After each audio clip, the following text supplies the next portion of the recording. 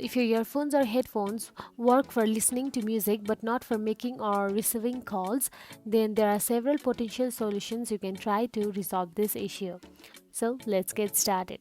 Firstly, open the settings app on your device. Now inside settings, scroll down and tap on the accessibility. Inside accessibility, tap on audio and visual. Inside audio and visual, you'll get to see phone noise cancellation option. This feature is designed to reduce background noise during phone calls, but it might interfere with headphone compatibility in some cases. So toggle off the phone noise cancellation option to disable it. So, and simply restart your device. If the issue persists, try restarting your iOS device. Sometimes a simple restart can resolve software related issues as well. So that is it, guys. If you found this video helpful, please like, share and subscribe our channel, and thank you for watching.